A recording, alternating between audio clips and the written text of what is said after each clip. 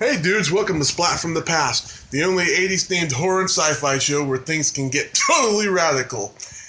Now today, I will be interviewing a truly unique individual, and that is cult underground LA rocker Britt Bacon. Now I'm sure a lot of you out there are thinking to yourself, who the fuck is Britt Bacon? Well, let me tell you, he is a jack of all trades in the music industry going all the way back to the 70s. He had his own record label in Topanga Canyon called Skyline Recordings. He was an engineer. He engineered a comedy album Phil Hartman recorded back in the day.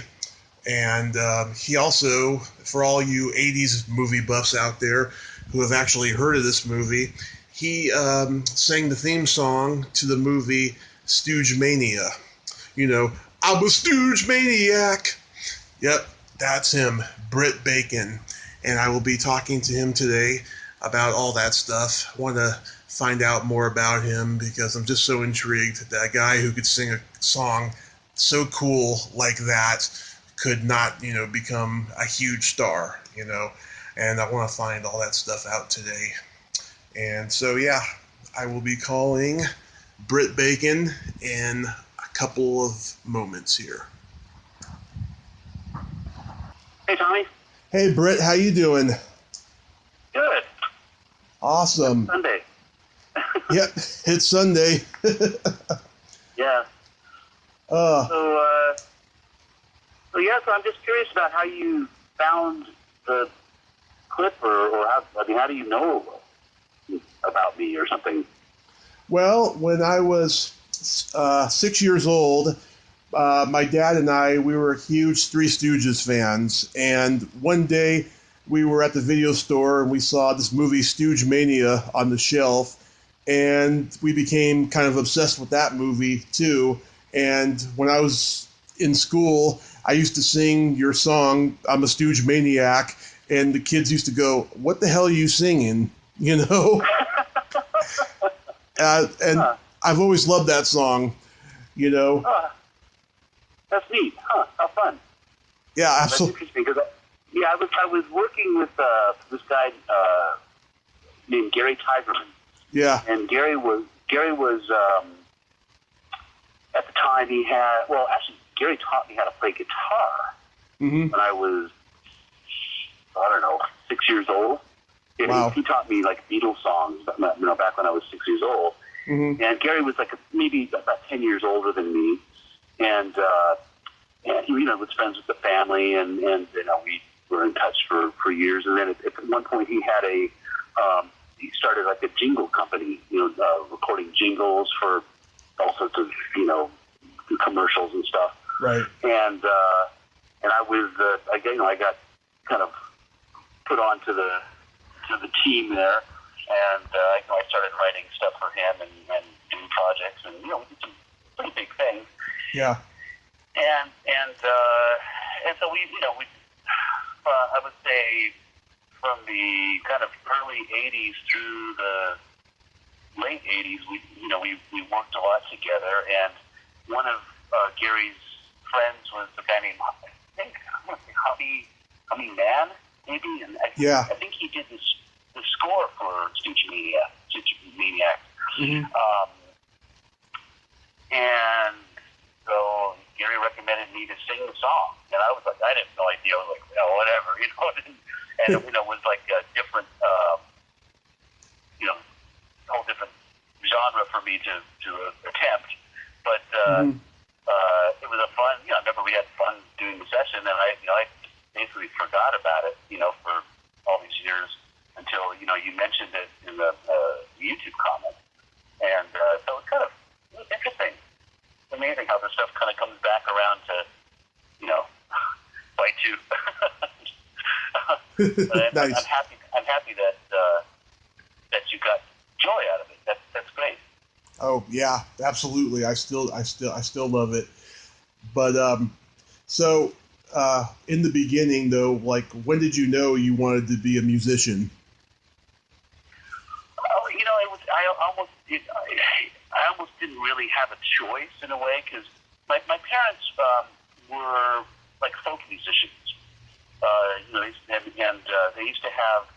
My dad was a TV director, but we lived in the San Fernando Valley, and we were kind of off the grid, so to speak, from Hollywood and all that stuff. And my dad used to, on a Friday night or Saturday night, would put up a sign in the shape of a guitar, and he would say right on there, "Hootenanny tonight," and then people would just show up, with carrying their instruments and stuff, and so there would be, there was country music and folk music and all sorts of stuff going on, and they would, and some, these hootenannies sometimes would last a few days, and I'd go to sleep and I'd wake up the next morning and people were still playing and singing and stuff, and so I just kind of grew up around music, my whole life. We at one point we even had a family band, and when I was say 14 years old or so, we did this audition at our house in front of all these industry types. One of whom was Bobby Sherman, which was kind of a kick, back then. Bobby Sherman was, somebody. Teen Idol. And we got offered to do a stint in Vegas, as a band, as a family band. And my dad fortunately turned it down because I think had he agreed to it, I probably would be dead by now. You're talking like, 70s of Vegas. Forget it. I barely survived the music industry as I did. Yeah.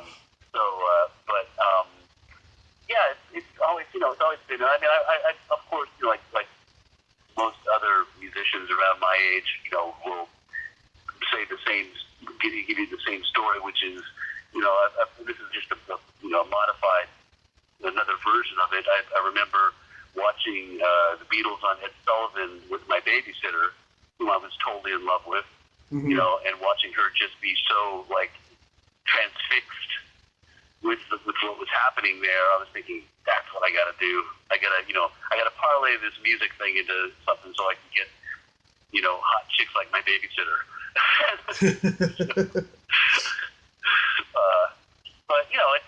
But it's really, I love sound. I love working with, I went, I graduated from high school, and I didn't really have any formal music training. I could, play, anything by ear, and I wrote lots of songs when I was young. And I went to UCLA, just because, you just go, well, what are you going to do now? Well, I get to go to college. And I had to pick a major, and it was like, well, I don't know, psychology or something. I don't know, and so I was there for a year, and I enjoyed college. It was good, but I remember around the end of my first, the last semester I was there, I remember I was walking through the psychology department, and I saw one of my professors walking down the hall, and he was old, but he was probably 35, and I remember thinking, geez, is that going to be me in 18 years or whatever, and I thought, I don't want to do that, and I after I finished, my first year of college, I told my parents I wasn't going to go back, but I wanted to, be a songwriter. I wanted to pursue music. And, it was funny because I think, even though my parents had totally encouraged me to do music and to play music when I was young and stuff, I don't think that they were ready for me to actually say, this is what I want to do with my life. They were like, oh my God, no, you can't do that. You have something to fall back on, and all that kind of stuff, Of course. But I was like, no, this is what I'm doing. And, so I spent the summer, trying to, I had a little 4-track recorder at the house and making little demos, and then I'd take them out and, go around to the various, record companies and say, hi, here's my music. They look at you like, okay, kid, yeah, whatever, Yeah. And, but it was good. I mean, it was a good experience for me. And then I started thinking about, I realized that, where everything happens is in recording studios. Yeah. And, so I started looking for, a job as a, just anything in any recording studio somewhere here. And so the same thing, went around to a bunch of recording studios, and, they all looked at me like, yeah, get out of here, kid, Yeah. And so at the time, I think my parents saw me going through all this stuff. Meanwhile, I was like working at Warehouse Records, selling tons of copies of, Fleetwood Mac, whatever it was, Rumors or whatever was the big, album at the time. And my dad, one night came to me and he said, I put this money aside for your college, but since you're not going to go to college now, maybe I can help you to set up a studio at home. And so, that was back when Tascam first came out with their 8-track tape recorder, record on half-inch tape. Yeah. That was a big, that was like a revolutionary thing. It had, it had DBX, so it was fairly, noise-free and stuff. And they had a little console that came with, that you could get. And so I had a little Tascam studio set up, and got a couple microphones, and we had a piano. And so I put an ad in the Recycler, which is like a kind of like the printed version of like what Craigslist is nowadays, Yeah. Put an ad in the thing saying, recording studio, $10 an hour. And then I started getting clients. People started showing up, and it was amazing. It was kind of like, I think I was at the right place at the right time with that particular technology. That you could get actually decent sounding stuff. Right. For a lot less than it. Normally those that gear was very out of the reach of common people. And so, and I met, some amazing people. One of people that I met who kind of became my mentor was a guy named Chad Stewart. And Chad was in a band in the 60s. Chad and Jeremy. Chad and Jeremy. Yeah. And so, Chad showed up, like this is probably 1980, no, I'm sorry. This was early from that, 1978 maybe. And he was doing jingles at the time. And so we did a ton of work together. And because Chad had grown up, just with 3 tracks recording, to him 8 tracks was like amazing. And he had all sorts of tricks that he knew how to do, or we could do sub mixes and bounces and all these things. And he taught me like pretty much everything. I mean, he was like the master, and not to mention he's a fine musician and arranger, and we did, I don't know, we spent a lot of time together. And at one point, after, I don't know, it was probably a year of working with him, I was like, finally summoned up the courage to tell him that, hey, I've got some, I wrote some songs. Would you be interested in working with me? And he was like, sure. And so he produced a few songs, with me or for me, and we took him around to some, music people and stuff like that. So it was fun. It was just so much. I mean, and then also we also did. There's a comedian named Phil Hartman. Yeah, love Phil. Good friends with Chad. And we and so Phil shows up at the studio one day, and and so chats. Phil wants to get into. He wants to start to do comedy stuff, and he needs a reel. And so one thing led to another. We ended up recording a whole album of that Phil kind of created, and it was called Flat TV. Mm-hmm. And it was great. It was so fun because we got to do sound effects and all these. It was a great experience for me, and Phil was just such a wonderful person, and it was just so great. Yeah. And then I like here's a little side note on top of that. A few years later, it wasn't that much. It was probably 81 or something like that, I think. Mm-hmm. Phil was just about to start at Saturday Night Live. I was right at that transition point. Yeah. But Phil was a professional graphic artist. Yep. And sure was. And Phil had actually done album covers, for some pretty big bands and stuff like that. Yep. And so I released an EP back in 81, 82 or so mm-hmm. of some of my own material, and I asked Phil to help me to make to lay out the cover, and he did, for nothing, I think. And also here's another side note. So my studio at my parents' house is called Spoiled Brat Recording. Yeah. And so Phil, while we were recording the sessions, he on the wall, in the back wall of the control room, he drew this kid, like a little cartoon of this kid sitting there crying with a bunch of tape around him.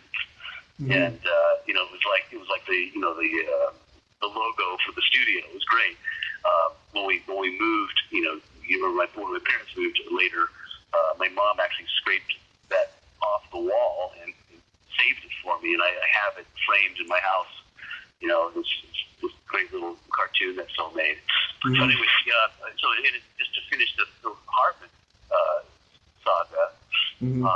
We finished that, and Phil went on to obviously do all his great things, and then and through the years, I always was in touch with Chad, and when I closed my another studio that I opened later, I had found the tape, and I said, hey Chad, do you want this stuff? And I thought, well, just hang on to it, and so I just kind of forgot about it. And then when Phil died, I got a call from his brother, who was kind of like an agent. His name was John Hartman, and he said, hey, have you ever seen that tape of Phil's around anywhere? And I'm like, I don't know, maybe. And I thought, went out to my shed and went through all these boxes, and literally in the last box that I opened at the very bottom was this tape of Phil's Phil's album. Mm-hmm. And so I sent that to John, and then John ended up releasing that a year after Phil's death. And so it was nice. It was nice that it actually got out there, because it's really good. It shows his talent and ability and stuff. It was neat. Oh, I certainly would love to hear it. Yeah, I think it's available. I mean, I think you can still find it out there. Flat TV is what it's called. Flat TV. Yeah. And so what else? So anyway, so I had my studio at my parents' house for a couple years, and it was really getting busy. And I worked with all sorts of different people. I mean, it was there was a guy named Britt Bacon, mm-hmm. who was the musical director on I think Nashville, the movie Nashville, and also Richard was the artist in Welcome to LA. There's this movie back in the day. He was a really dear guy and very talented songwriter and an amazing singer and stuff. And I recorded a bunch of stuff with him, and I recorded. There's a punk band named called Fear. Yeah. I don't know if you see it. I recorded their first single in my parents' garage, basically. I think it was New York's All Right if you like saxophones. Yeah. And the B-side, I think, was I Hate Living in the City. Yeah. And so, I mean, anyways, long story short, my dad, would come home after work, all day, and there'd be like all these people in the house. He's like, what the hell's going on here, And so it was like kind of time for me to move out. It was just getting too crazy, from the all the stuff that was happening, and so I started looking for a place to relocate. And my dad had some commercial building properties that he owned, and he sold one. And there was, capital gains taxes, or the taxes back then were just insane. And there was a capital gains thing that was going to kick in if he didn't get to buy something or get something of equal value, whatever, to the property, looking for a commercial real estate. He couldn't find anything. Yeah. And so I was like, of course, sensing an opportunity, sort of looking myself, and I ended up buying a Sunday LA Times on a Saturday, and looking at in the classifieds, and I found this building, zoned commercially in Topanga Canyon, which is a kind of a famous, area here in, LA. And I remember as a kid going to the Topanga Banjo Fiddle Contest, and it was a really magical area then. And so we found this building. It was like a perfect, cinder block building. It was being used by a sculpturist. I don't know if that's a word, but sculpture person. And so it was totally open, and it had high ceilings, and but obviously it needed a lot of work and stuff. But so he bought that, and then I spent like a year, building it, and it was a lot of work. But when we got it, when it was done, it was pretty kick-ass, and it was pretty different than most studios that were in LA at the time. One of obviously because it was kind of out in the country, so it was actually really beautiful when you got out there. But we also had skylights and stuff, so you could kind of get a sense of the day passing, and it was just a really good vibe there, and same thing. Once it started, it just all of a sudden people started showing up, and I recorded Chicago 15, which was their kind of, I don't know, reintroduction into the, because I think they had been, at that time had been dropped from their label. Oh yeah. And they but they were all pretty rich by themselves, and so they pooled their money together, and they hired David Foster. Yep. And then the rest is history, But it was kind of neat to be a fly on the wall, during those sessions, and seeing with all the interactions and things that were happening there. It was, there was a lot of tension, but it was very, very amazing to watch these musicians just kick ass, Yeah. So anyway, so I ended up, and that studio was called Skyline Recording, and that opened in 1980, and I had that until, let's say, 1980. Oh gosh, I think 1989. I bought out my dad from the business, and because he was going to retire, and then I had a partnership with a music producer, and we started our own own venture there. Yeah.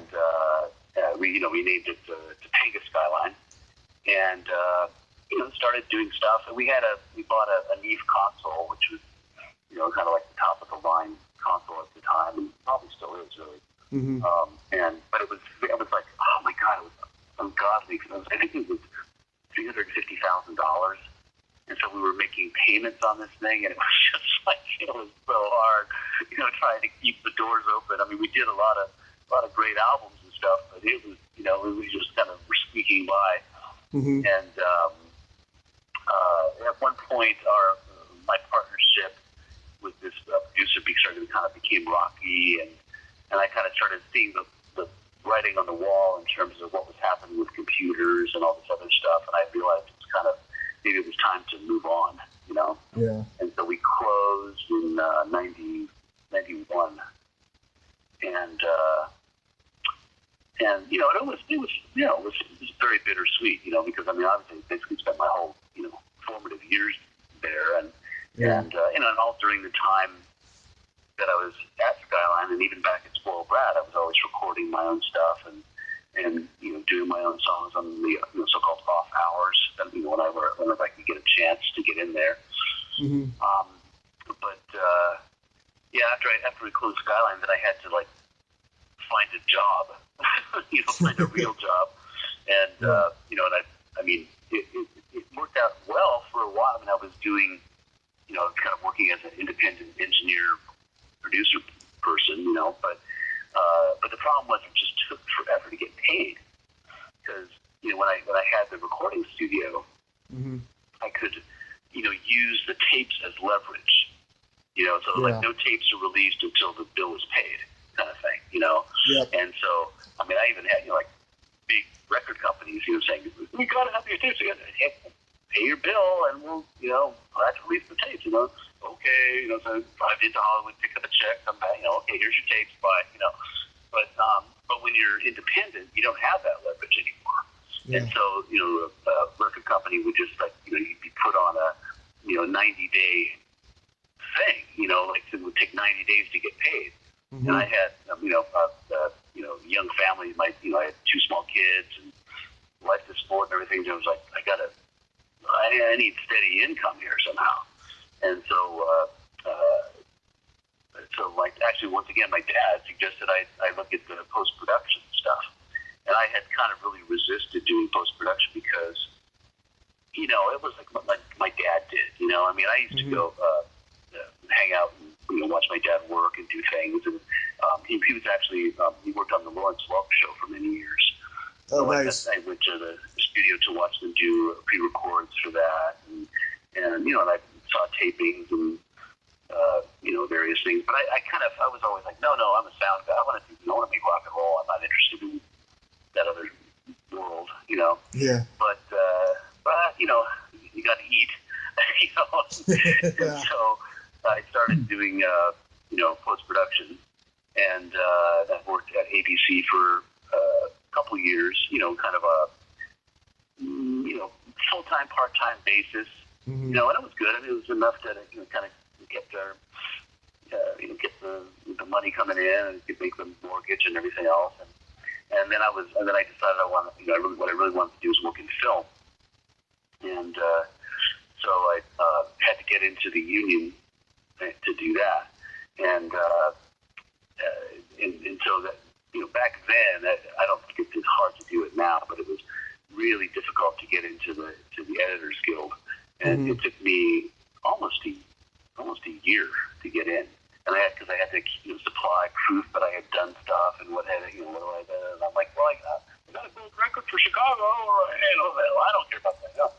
But I finally got the call, and then like the day after I paid my dues, I got a call to go work on a movie, mm-hmm. and as a music editor. And that was great, and, you know, that lasted for, I don't know, 4 or 5 months, and then while I was doing that, I got another call to work at Paramount, and in their marketing division. And so I went over there and interviewed for that, and got that job, and then now it's 23 years later, and I'm still there. Amazing. And I basically mix, you know, commercials and trailers for Paramount movies, and it's, you know, it's interesting. It's, you know, I get to work in 5.1, mm-hmm. you know, and it's surround sound, and you know, it's definitely a challenge, and especially nowadays, the amount of tracks and stuff that some of these trailers have got, it's pretty amazing, you know, to sort through all this stuff. But but I've been continually, I've still been, you know, all through the years I've been writing, and, you know, I kept my last band we had up until, I think it was 90, well, that that clip from, I don't know if the video that you saw the video, was that from? I can't remember what YouTube what video that was that you saw, but we were playing around town with the name Eki Thump, and it was so fun. I mean, it had a great band, but it was just once again it was just so much so hard, and so like no rest for the weary type of thing. And I kind of at a certain point I was like, well, okay, fine, it's just not happening. I just have to not put all of my energy into that. And but as I've unearthed some of these older videos of us at that time, and I realized, wow, we were so good. And I just didn't realize, I didn't have a manager or an agent or anybody like that, to give me any kind of perspective on this stuff. And if I could time travel back to that time, I would say to my younger self, hey, keep doing what you're doing because it's really great. But I still continue to write, and it's almost for me, it's like almost an involuntary reflex because it's just kind of in my DNA, and every so often I just get like hit with a thing. I've got to write the song. Okay, here we go, off to the next thing, and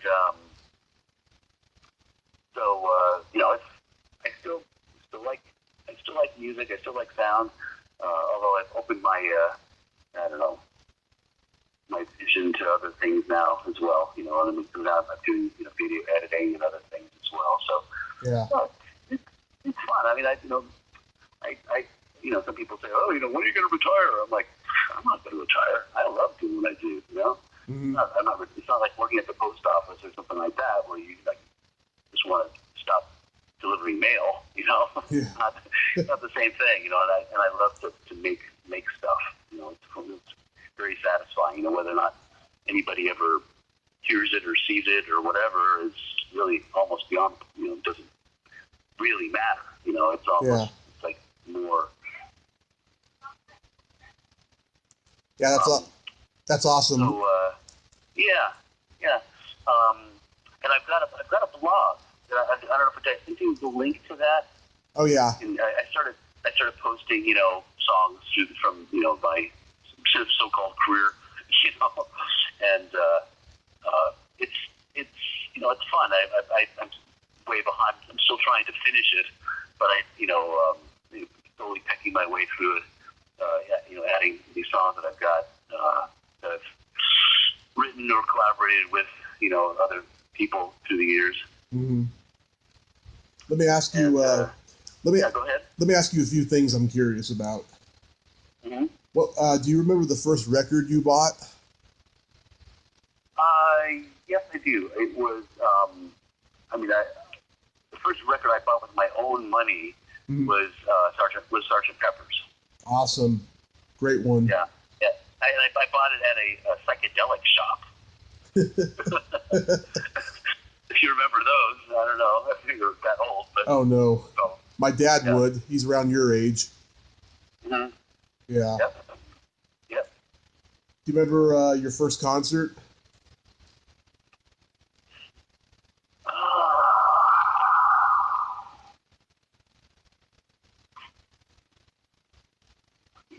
It's funny. I like growing up around music. There's concerts all the time. I mean, I remember going to see Pete Seeger. Play a concert. And that kind of stuff. When I was 12, I grew up in the San Fernando Valley, and there was a concert at I think it was the Newport Music something festival or whatever, and Jimi Hendrix was playing. And our house was maybe half a mile or so from the venue. And so we could totally hear the concert from our backyard. So I remember hearing Jimi Hendrix play, in my backyard.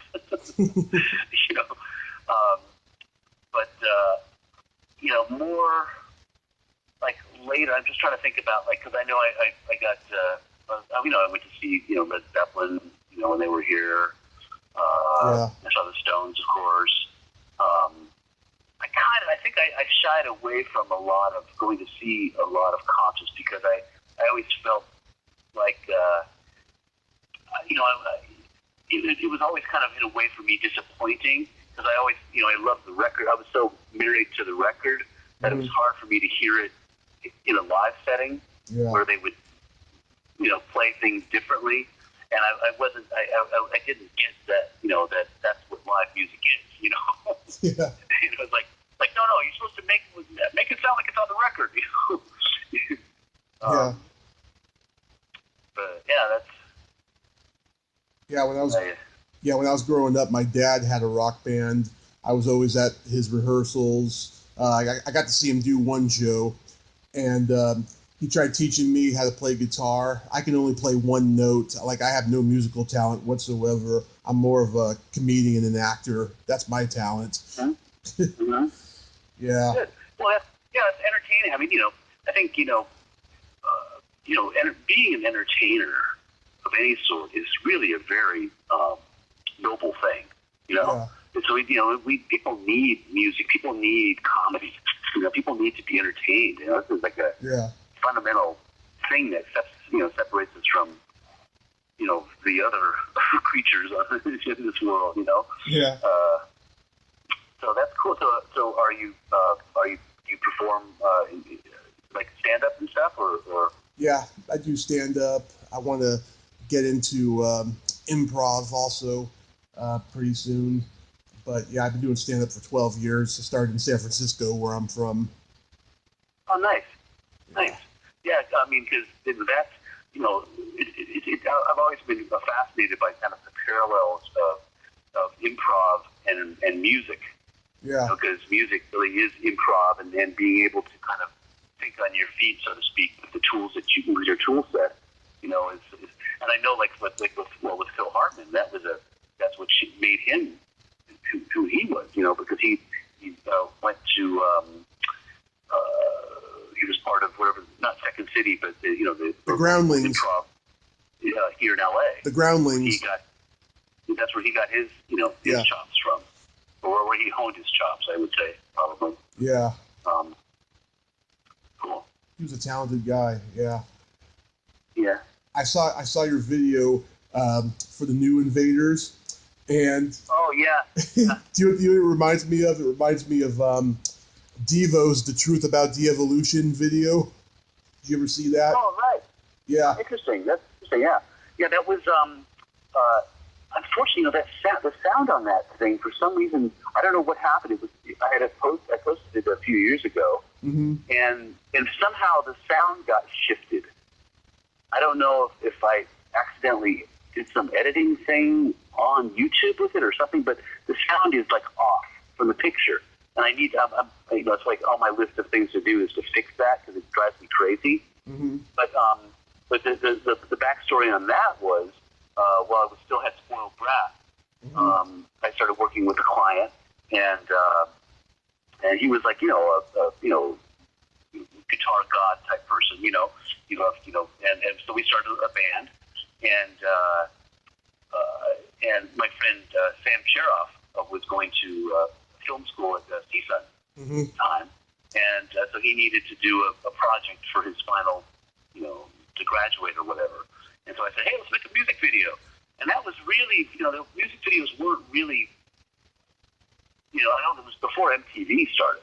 I know that. Mm-hmm. And so, but it was, the idea of like, let's do a music video. And so we shot the thing, and I recorded, the little thing, and then we shot it, and he developed the film, and then he graduated. It didn't finish the final edit. Mm-hmm. And so, I don't know, it was probably 5 or 6 years ago, Sam said, hey, look, I found this footage. I'm like, oh, wow, cool. So I had it transferred, and then I had to go through and start assembling it, and it was just all these pieces of stuff. And it took me a while, but I finally, it's done, it's finished.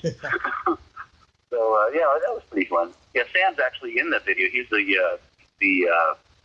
mad professor guy. Oh, yeah. At the beginning of the film, that's Sam. Yeah, it's pretty crazy. Your voice always reminded me of a cross between Jonathan Richman and Rick Ocasek from The Cars. Oh, wow. Huh. Well, that's nice. Well, that's very flattering. Thank you. Absolutely. Yeah, I don't know where I get my voice from. I know I did, really love David Bowie. Mm-hmm. I still love him, and his voice and his range and his artistic sensibility and everything else. And I used to, I spent hours singing along with those records, at home, Yeah. So I'm not sure where. I mean, I'm sure there's some touches of that. I remember when the first time I ever heard The Cars, I was like, "Oh my God, what is this?" Yeah. It's just like it was just like it blew me away. The sound. It was just like, and that's it's always, I always kind of have this almost a visceral feeling when I listen to music or sounds. Like the first time I ever heard Bohemian Rhapsody. Right. It was like just like my mind was blown, and it was like being on drugs, but not being on drugs. It was just like, oh my God, taking some amazing place. Mm-hmm. So did you play a lot of clubs on the Sunset Strip, like the Roxy and the Whiskey and the Troubadour? Yeah, we played the Troubadour. We played what's now I don't know if it's still there, the Viper Room. But I remember what it was called back in the day. It's still there. We played. God, what was the name of that club?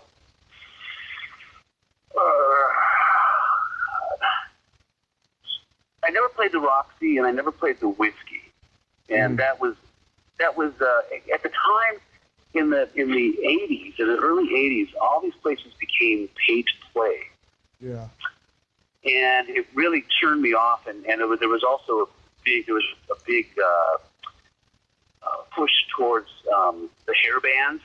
Yeah, and I was so not into that kind of mentality. I just didn't care. It was like that was the last thing I ever wanted to be. Yeah. So I, it didn't really, Well, once again, I mean, had I had a manager, an agent, or somebody who would have been out there, pushing, we probably would have tried to play some of those places. The drummer in the band at the time, Teddy Zambetti, was kind of our go-to guy, and he would, make the phone calls and try to line keep that for us. But it was so different then, because you had to, you want to do a gig. Well, okay, you gotta, first you gotta line up the gig, then you gotta tell people about it. So that means you gotta go to the printer, and print out flyers, and then you gotta mail them, and and then hope that somebody shows up. And I really am jealous of the guys nowadays. You could just put a post on Facebook, and boom, there it is. There's your announcement. Yeah. But it's okay. I mean, it's all part of the process. Yeah. So going back though to Stoogemania though, so Gary Tigerman got you the job, right? Yeah, Gary Tigerman, yeah. Gary Tigerman, he got you the job, right? Tigerman. I don't know if you've ever heard the Michael Stanley song "He Can't Love You." It was a one-hit wonder. Back in 1981. Kind of rings a bell. It sounds very similar to Stoogemaniac, and Clarence Clemens plays sax on the song, and it sounds very similar to whoever played sax on your song. Huh. Yeah. Oh, wow. Huh, interesting. Yeah, you know what? I cannot remember. I mean, I actually, recorded this song, Mm-hmm. I mean, I was actually the engineer for that, recording engineer for that, but, and, obviously sang on it, but I don't remember anything about the session. It's gone in a blur of other sessions. Mm-hmm. Yeah. Any legal issues though with Michael Sembello for saying I'm a maniac? Oh, yeah, right. Yeah, right. Yeah, well, I don't think so. I think he did well enough on that song, and, I mean, this is just obviously a song for a movie, so it was different, but yeah. No, that's funny, huh?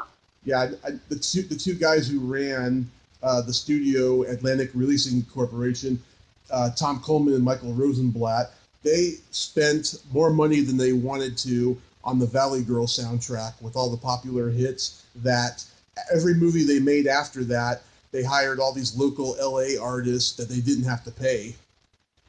Huh. Yeah. Interesting. Yeah, that makes sense. I mean, it's funny how a lot of movies, I mean, that's always, it's at the very end of the process, when the actual scoring stuff comes into play. Yeah. And by that point, a lot of times the producers have run out of money, Mm-hmm. So they they beg, borrow, and steal to try to get whatever they can. I know some composers that have done very well with that, because what they do is they take a back end, Yeah. the movie, and so that it opens at a larger, if it does better than expected, and then there's certain benchmarks, they get additional money. Mm-hmm. And so I won't mention any names or specific movies, but there is, one composer that I am aware of that's, done very well on a pretty small movie with, that did very well. Mm-hmm. And, he's going to end up, probably making over $1 million, on his contributions to the film. So, but, Yeah. But for instance, in Mark, so like the whole thing with music now is you can't really make a living, Yeah. the way that you could back in the old days, and because, people obviously don't buy records, and, everybody's streaming everything, and but the way that you could actually make money nowadays is with, if you sell your movie, the things I'm thinking, if you sell your song to be in a movie or on a commercial, Yeah. and obviously touring is the way that everybody makes money nowadays, but some of these songs that, wow, these guys, they probably make more money on one, Clorox commercial than they made in their whole life, all the touring and everything else, Mm-hmm. But that's good. I'm glad. I'm happy for those guys that have are able to make it. Even at post life. Their heirs. Make some money from it. Yeah. I love all the dated references in the song to Space Invaders and Bad News Bears and I Want My MTV. The only reference that still holds up is the Star Trekkies, because they're never going to go away. They're always going to be there. That's right. I know. It's amazing, isn't it? I mean, Yeah. It's the whole little ecosystem of people that are just, yeah.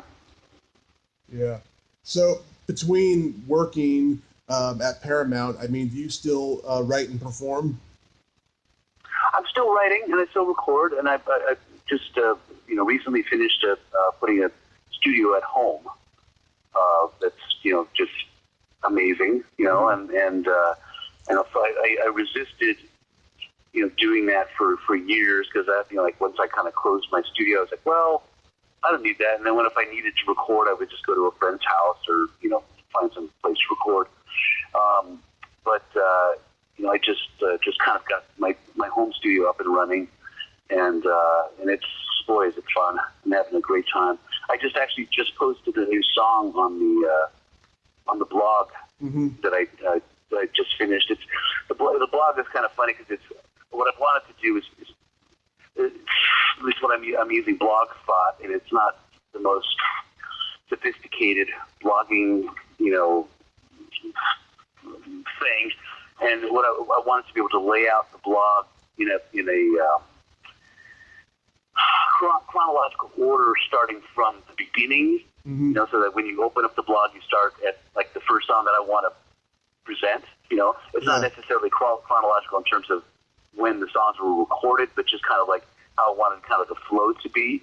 Right. So when I post, so in order to do that, I have to like, I date, the most recent song that I just posted is at the end of the blog, and so in order to do that, I have to like backdate it.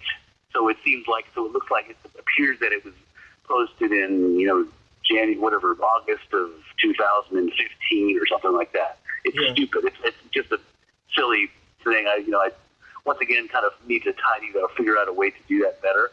But yeah, it's pretty fun song. I had a Nissan Leaf, which is an electric car, and when I got it, it was like, oh my God, this is so fun! What a cool car! And it was, it was not expensive, and it was, had really fun pickup, and it was really, and for me in Los Angeles, the most important thing is to be able to get around quickly. With an electric car, you can drive in the carpool lane. Yeah. And because I drive into Hollywood every day from the Valley, it's like it can take I'm only 20 miles away, but it can take me like an hour plus to get to work, which just sucks, Yeah. But with the carpool lane, I can get there in 35, 40 minutes. And I remember, so the Nissan, so the Leaf, when you start it up, like a lot of cars nowadays, when you press the start button, it makes this little chime, little chime melody thing, and so after a couple months of owning the car, I started thinking, I got to do something with this melody, because it's like just ingrained in my brain now, and so I turned that into a song, basically, and it was it's kind of a existential angst song, because it's a kind of feeling of, Los Angeles, we spend all of our time in our cars, basically. You get in your car, you go to work, you come home. That's it, and you're not really in touch with people. It's different, like if you live in a city like San Francisco or New York, or places where you're actually on the street, walking by people, seeing, actual human beings. And it's very easy to get detached from, humanity in a way. And there's been a real large rise in homeless encampments and stuff in LA over the past years, and it's like so sad, you just but you're in your car and you go, well, and that's not my problem, but it really kind of is, and so it's the song is kind of it's a bittersweet thing. I don't know, open for interpretation, I guess. But yeah, I'd love to hear what you think of it if you get a chance to take a listen. Oh, I certainly will, Britt. And I have to say, you have a very inspiring story, because despite the fact, the odds were against you, you've kept on doing what you love all these years. And I just am truly grateful that you took the time this afternoon to speak with me. Oh, well, thank you. The honor is mine. Thank you so much, Tony. Yes. Yeah, I didn't mention we recorded the Bangles at my studio. Oh. For their first album. Yeah. And some of these people that are just iconic now in terms of '80s. I don't know if your focus is on the '80s and stuff like that, but I did an album with Bob Dylan, who's probably more around your dad's. Your dad would probably appreciate more, but I did an album with Bob, and I feel very, very blessed and happy, and it's funny because just to cap off, when Chad called me 1980, I think it was 86, and he and Jeremy were going to do. We had got booked to do this thing called the British Reinvasion Tour, right? Which was like 20 years after the British invasion. The promoter got like these 5 English bands together from that era and to do a tour. So it was, Jerry and the Pacemakers, Freddie and the Dreamers, the Searchers, Chad and Jeremy, and so we went on the road. So Chad asked me if I knew some guys who could back up Chad and Jeremy. So I had my band at the time. So I told the guys, hey, we got a gig, So it was like amazing. We just flew to New York and we opened it at Madison Square Garden. Wow. it was a huge thing. It was like all of a sudden overnight. Here we are doing this thing. But it was it was a nostalgia tour, and but people loved it and showed up, but it really kind of in a way opened my eyes to the rigors of being a professional musician and the whole idea that like say you write a song in your 20s and let's say it becomes a hit, and then you go on tour and people and you're still writing, you're still doing stuff, but people still want to hear your hits. And of course, you feel honored and thankful that people are interested in hearing that.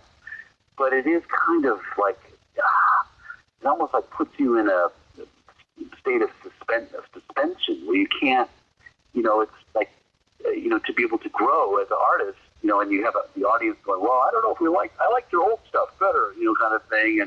And just, I don't know, just the whole, the whole tour was only a couple months long. Yeah. But, like waking up in a new, hotel room every night and trying to figure out, wait, what city am I in? Where are we? What's going on? And that kind of stuff.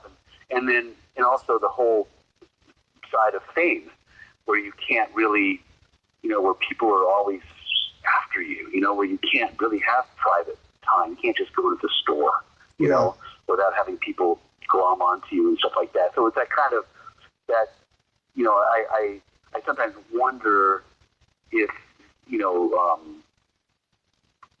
there was a bigger picture for me or a bigger thing where, I don't know if I really, as much as I wanted, or, wanted to be a so-called rock star, I don't know if I really would have wanted that, and I'm, maybe happier doing what I'm doing now, rather than, kind of having to carry that, okay, time to go to, thing and play my old hits. And it's like, oh, God, I don't know, hey, it's a first world problem, but, but anyways, but that's, well, thank you so much for reaching out. It's really been fun. Oh, my pleasure. And when I come out to LA, I'll maybe check you out if you're playing somewhere. Yeah, absolutely. Or just, give me a call and I can, you can come by the lot and I'll give you a tour, or, we can have lunch or something, whatever. Yeah. Oh, that would be love to meet you. Oh, I would love to meet you too. That'd be so cool. Yeah, thank you, Tommy. Thanks, Britt.